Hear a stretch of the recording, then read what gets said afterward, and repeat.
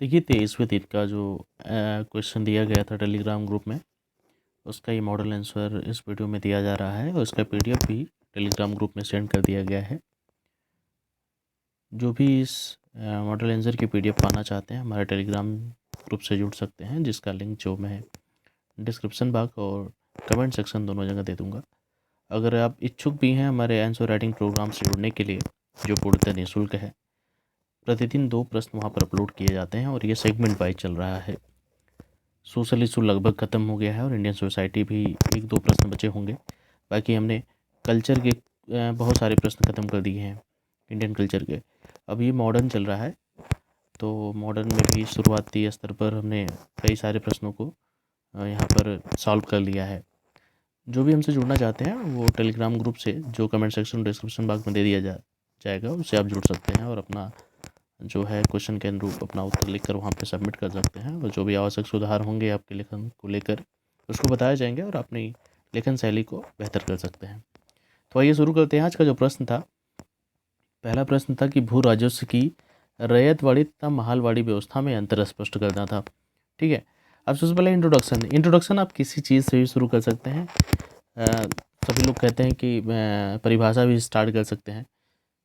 आपको जो लगे, आपको भूमिका सिर्फ बनाना है, प्रश्न को लेकर प्रेजेंटेशन जो बनाना होता है, तो आप परिभाषा से भी स्टार्ट कर सकते हैं या फिर जो उसकी बैकिंग क्या स्टोरी रही है रैयतवाड़ी या महलवाड़ी व्यवस्था को लाने की, उसकी भी भूमिका आप बना सकते हैं। तो ये मुझे लगता है सबसे प्रभावशाली होती है परिभाषा से अधिक, कि उसका बैकग्राउंड क्या था। तो देखिए, दीवानी और निजामत अधिकार प्राप्त करने के बाद ब्रिटिश कंपनी ने अपने उपनिवेशवादी उद्देश्यों की पूर्ति हेतु अधिक से अधिक भू राजस्व संग्रह करने के लिए स्थान विशेष व समयानुसार अलग अलग भू राजस्व व्यवस्थाओं को लागू किया, जिसमें निम्नलिखित भू राजस्व व्यवस्थाएं थीं। ठीक है, अब देखिए कौन कौन सी राजस्व व्यवस्थाएं। पहला, अस्थाई बंदोबस्त, रैयतवाड़ी और महालवाड़ी बंदोबस्त। हमें ये दोनों में अंतर स्पष्ट करना है प्रश्न के अनुसार। ठीक है, अब इसका हम किसी भी तरह से, चाहे बुलेट पॉइंट में या फिर इस तरह टेबल चार्ट के माध्यम से हम लोग स्पष्ट कर सकते हैं। तो रैयतवाड़ी व्यवस्था में क्या है कि इसे थॉमस मुनरो, कैप्टन रीड द्वारा प्रतिपादित किया गया था।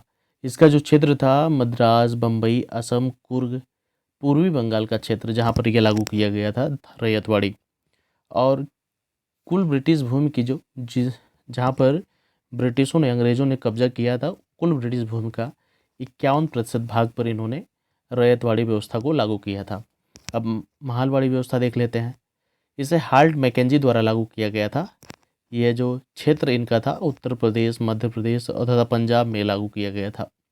ये कुल ब्रिटिश भूमि का जो है 30% भागों में इसको लागू किया गया था, महालवाड़ी बंदोबस्त को। ठीक है, आगे चलते हैं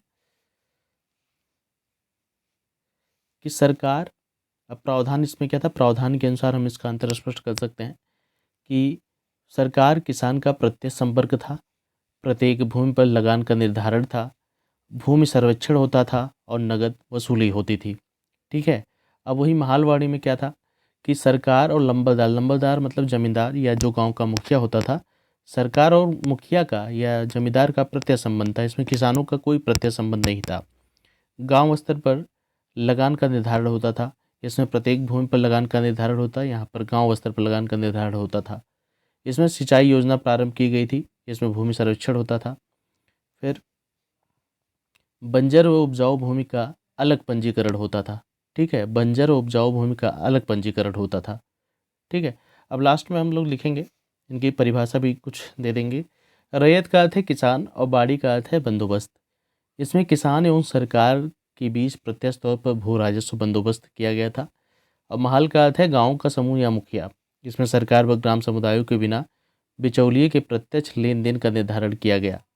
ठीक है, अब देखिए इसमें क्या करना है, निष्कर्ष आपको, इतना दिन हो गया तो आप लोग खुद से निष्कर्ष लिखना सीख जाइए। तो जो भी हो आप लोग दिखाइएगा निष्कर्ष को लेकर, जो भी चीज़ें होंगी उसको फिर से बताई जाएंगी। तो ठीक है, आप इसमें और भी चीज़ें जोड़ सकते हैं अपने अनुसार। ठीक है, ये बस एक मॉडल है कि आपको इसी तरह लिखना है। ठीक, अगला क्वेश्चन पे बढ़ते हैं। अगला क्वेश्चन है सोशल इशू से, इंडियन सोसाइटी। तो इसमें क्वेश्चन है धर्मनिरपेक्षता क्या है। धर्मनिरपेक्षता क्या है, इसकी प्रमुख विशेषताओं को रेखांकित कीजिए। अब यहाँ पे धर्मनिरपेक्षता हम बता देंगे सबसे पहले कि धर्मनिरपेक्षता का अर्थ किसी धर्म का विरोध करना नहीं है, बल्कि सभी को अपने धार्मिक विश्वासों एवं मान्यताओं को पूरी आज़ादी से मानने की छूट देता है। धर्मनिरपेक्ष राज्य में उस व्यक्ति का भी सम्मान होता है जो किसी भी धर्म को नहीं मानता है। ठीक है। फिर भारतीय संविधान के भाग 3 अनुच्छेद 25 से 28 तक में मौलिक अधिकारों में धार्मिक स्वतंत्रता के अधिकार का वर्णन किया गया है और 42वें संविधान संशोधन अधिनियम 1976 द्वारा भारत के संविधान में पंथ निरपेक्षता शब्द को जोड़ा गया है। ठीक है, इतना लिख देंगे तो मुझे लगता है कि आपका जो विधिक होगा, धर्मनिरपेक्षता का विधिक भाग होगा, उस क्लियर हो जाएगा और एग्जामिनर 1-2 नंबर अधिक दे सकता है इस पर। और विशेषताएं, अब विशेषताएं लिखना है तो 7-8, जिस तरह अगर 125 वर्ड का रहेगा तो 5-6 लिख दीजिएगा।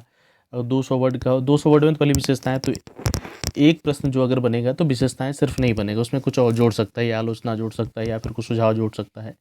अगर विशेषताएं सिर्फ विशेषता वाला प्रश्न आएगा तो 8 नंबर में आएगा, 125 वर्ड में लिखना है, तो 7-8 विशेषताएं यहाँ पर आप इनपुट कर सकते हैं। जो पहली विशेषता है, धर्मनिरपेक्षता की भावना जो है एक उदार और व्यापक दृष्टिकोण रखती है जो सर्वधर्म समभाव की भावना से परिचित है। धर्मनिरपेक्षता का लक्ष्य नैतिकता और मानव कल्याण में वृद्धि करना है जो सभी धर्मों की मूल शिक्षाओं में समाहित है। ठीक है, यहाँ पे आप कोई भी एक एग्जाम्पल लिख सकते हैं, या फिर गीता का कोई श्लोक, या फिर जो भी आपको याद हो, कुरान, बाइबल, जो भी आप यहाँ पर संदर्भ दे सकते हैं उसको दे दीजिएगा। ठीक है। अगली विशेषता जो है, ये लोकतांत्रिक व्यवस्था को मजबूत करती है। ठीक है, और साथ ही साथ धर्म को राजनीति से अलग करती है। अगली विशेषता है, धर्मनिरपेक्षता जो है अल्पसंख्यकों की धार्मिक आज़ादी को संरक्षित करने के लिए सदैव सहयोगी प्रतीत होता है, जिसका प्रमाण भारत के संविधान में किया गया है। फिर अगला है, इसमें किसी भी समुदाय का अन्य समुदायों पर वर्चस्व स्थापित नहीं होता है। फिर अगली विशेषता है, धर्मनिरपेक्षता सभी को एकता के रूप में बांधने का कार्य करती है। ठीक है, इसमें भी निष्कर्ष आपको स्वयं लिखना है, जो भी कमियां होंगी मैं बताऊंगा, आप लोग लिख के जरूर दिखाइएगा। ठीक है, आज का ये सारा प्रश्न हो गया है। अगला प्रश्न टेलीग्राम ग्रुप में दे दिया गया है, आप लोग जाकर वहाँ पर देख सकते हैं और उत्तर लिखकर वहाँ पर सबमिट कर सकते हैं। तो टेलीग्राम ग्रुप का लिंक पता है सबको, डिस्क्रिप्शन बॉक्स कमेंट सेक्शन में है, वहाँ पर आप इस आंसर राइटिंग प्रोग्राम से जुड़ सकते हैं। बहुत बहुत धन्यवाद वीडियो देखने के लिए।